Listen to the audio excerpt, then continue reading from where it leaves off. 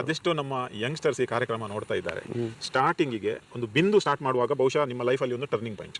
ಆತನ ನೀವು ಹೇಳಿದ್ರಿ ಆಟೋ ಡ್ರೈವರ್ ಆಗಿ, ಅಂಬಾಸಿಡರ್ ಆಗಿ, ಕಾರ್ ಏನು tyre puncture, everything is fine. ಅಂದರೆ ಆ ಒಂದು ಹಂಬಲ್ ಬಿಗಿನಿಂಗ್ ಅನ್ನು ನೀವು ಒಪ್ಪಿಕೊಂಡು ಇವತ್ತು ಕೂಡ ಜನರಿಗೆ ಹೇಳ್ತೀರಾ. ಆದರೆ ಆ ಸ್ಟಾರ್ಟಿಂಗ್ ಮಾಡುವ ಟೈಮಲ್ಲಿ ನೀವು ಒಂದು ದಿನಕ್ಕೆ ಎಷ್ಟು ಗಂಟೆ ಕೆಲಸ ಮಾಡ್ತಿದ್ರಿ?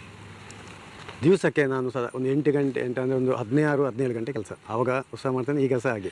ದಿನಕ್ಕೆ 16 ಗಂಟೆ ಕೆಲಸ ಮಾಡೋದಂದರೆ ಇದರಲ್ಲಿ ಒಂದು ಮೆಸೇಜ್ ಇದೆ. ಈ ಮೆಸೇಜ್ ಏನೆಂದರೆ, ಯಾರು ನಾರ್ಮಲಿ 8 ಗಂಟೆ ಕೆಲಸ ಮಾಡ್ತಾರಾ ಅವರು ನಾರ್ಮಲ್ ಆಗಿಯೇ ಉಳಿತಾರೆ.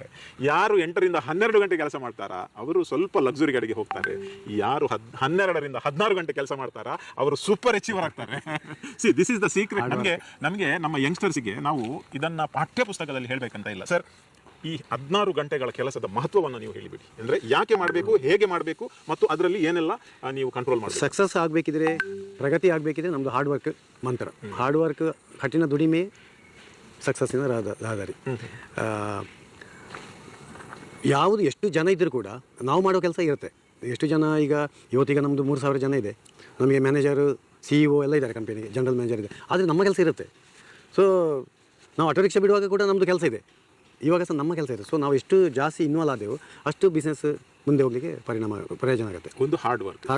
ವಾಟರ್ ಆಯಿತು. ಈಗ ಈ ವಾಟರ್ನಿಂದ ಮತ್ತೆ ಅದರ್ ಕೂಲ್ ಡ್ರಿಂಕ್ಸ್. ಈಗ ನಾನು ವಾಟರ್ ಸ್ಟಾರ್ಟ್ ಮಾಡಿದೆ 2000 ಇಸವಿಯಲ್ಲಿ.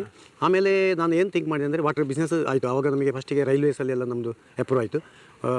ನಿರಂತರವಾಗಿ ನಾವು ರೈಲ್ವೆಗೆ ಸಪ್ಲೈ ಮಾಡ್ತಿದ್ದೆವು. ಸೊ ಬ್ರ್ಯಾಂಡಿಗೆ ಸಹ ತುಂಬ ಪ್ರಯೋಜನ ಆಯಿತು. ಆಮೇಲೆ ಇಲ್ಲಿ ಈ ಸ್ಥಳೀಯ ಪ್ಲೇಸಲ್ಲಿ ದಕ್ಷಿಣ ಕನ್ನಡ, ಉಡುಪಿ ಜಿಲ್ಲೆ ಅವಾಗ ಬೇರೆ ಇತ್ತು, ಅದೆಲ್ಲ ಅಲ್ಲೆಲ್ಲ ನಾವು ಸಪ್ಲೈ ಮಾಡ್ತಾಯಿದ್ದೆವು. ಮತ್ತು ರೈಲ್ವೇಸಿಗೆ ಕೊಡ್ತಾಯಿದ್ದೆವು. ಸೊ ಇದೇ ರೀತಿ ಏನಾದ್ರು ಹೊಸದಾಗಿ ಇದಕ್ಕೆ ಪೂರಕವಾಗಿ, ಈಗ ನೀರಿನೊಟ್ಟಿಗೆ ಇನ್ನೊಂದು ಡಿಸ್ಟ್ರಿಬ್ಯೂಟರ್ಗೆ ಸೇಮ್ ಔಟ್ಲೆಟಿಗೆ ಹೋಗುವಂಥ ಪ್ರಾಡಕ್ಟನ್ನು ಇನ್ನೊಂದು ಮಾಡುವ ಅಂತೇಳಿ ಬಿವರೇಜ್ ಶುರು ಮಾಡುವ ಅಂತೇಳಿ ನಾವು ಯೋಚನೆ ಮಾಡಿದೆವು. ಬಿವರೇಜಲ್ಲಿ ಆರೆಂಜ್, ಲೆಮನ್, ಕೋಲಾ ಇದೆಲ್ಲ ಪೆಪ್ಸಿ, ಕೋಕಿನವರು ಇದರ ಮುಂಚೆ ಮಾಡ್ತಾ ಇದ್ದಾರೆ.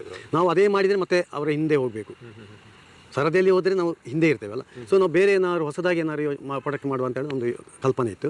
ಸೊ ಅದೇ ರೀತಿ ನಾನು ಮತ್ತು ನನ್ನ ಸ್ನೇಹಿತರು ಉತ್ತರ ಭಾರತದಲ್ಲಿ ನಾವು ಪ್ರವಾಸ ಮಾಡ್ತಾ ಇರುವಾಗ ರೋಡ್ ಸೈಡಲ್ಲಿ ಒಂದು ಈ ಜಲ್ಜೀರವನ್ನು ಹಾಕಿ ಅದಕ್ಕೆ ಸೋಡಾ ಮಿಕ್ಸ್ ಮಾಡಿ ಅಲ್ಲಿ ನಮಗೆ ಕುಡಿಲಿಕ್ಕೆ ಕೊಟ್ಟು ಅಲ್ಲಿ ಕೊಡ್ತೇವೆ. ತುಂಬ ರಶ್ ಇತ್ತು, ಜನ ತುಂಬ ಇತ್ತು ನೋಡಿ. ಫುಡಲ್ಲಿ ಎಲ್ಲಿ ಜನ ಜಾಸ್ತಿ ರಶ್ ಇರುತ್ತೆ ಅಲ್ಲಿ ಪ್ರಾಡಕ್ಟ್ ಒಳ್ಳೆದಿರುತ್ತೆ. ಸೊ ನಾವು ಸಹ ಅಲ್ಲಿ ಒಮ್ಮೆ ಇಳಿದು ಕಾರಿಂದ ಇಳಿದು ನಾವು ಸ್ವಲ್ಪ ಟೇಸ್ಟ್ ಕುಡಿಯುವಂತ ಕುಡಿದೆವು ರೋಡ್ ಸೈಡ್. ತುಂಬ ಚೆನ್ನಾಗಿತ್ತು ಅದು ಈ ಜೀರಾ ಡ್ರಿಂಕ್. ಸೊ ನಮಗೆ ಆವಾಗ ನಮ್ಮ ಸ್ನೇಹಿತರು ಸಹ ಅವರು ಫುಡ್ ಟೆಕ್ನಾಲಜಿಸ್ಟ್ ಇದ್ದರು. ಸೊ ಅವ್ರಿಗೆ ಅಲ್ಲಿ ನಾವು ಡಿಸ್ಕಷನ್ ಮಾಡಿದ್ವಿ, ನಾವು ಇದನ್ನು ಒಂದು ಬ್ರ್ಯಾಂಡ್ ಆಗಿ ಮಾಡಿದರೆ ಹೇಗೆ ಆಗ್ಬೋದು ಅಂತೇಳಿ. ಇದು ಯಾವಾಗ 2001 ಇಸವಿಯಲ್ಲಿ. ಸೊ ಇಷ್ಟು ಜೀರಾ ಅಂದರೆ ಇದೀಗ ಇಂಡಿಯಾದಲ್ಲಿ, ಭಾರತ ದೇಶದಲ್ಲಿ ಯಾವಾಗ ಜೀರಾ ಫ್ಲೇವರ್ ಎಲ್ಲಿಲ್ಲ. ಸೊ ನೀವು ಬಿಂದು ಜೀರಾ ಇಡೀ ದೇಶದಲ್ಲಿ ಆ ಒಂದು ಫ್ಲೇವರ್ನದು ಫಸ್ಟ್ ಟೈಮ್ ಇಂಟ್ರೊಡ್ಯೂಸ್ ಮಾಡಿದ ಕೀರ್ತಿ ಇದು ಸತ್ಯಶಂಕರ್ ಸರ್ ಅವರಿಗೆ ಸಲ್ತದೆ. ನಿಜವಾಗ್ಲೂ ಇದೊಂದು ದೊಡ್ಡ ಸಾಧನೆ.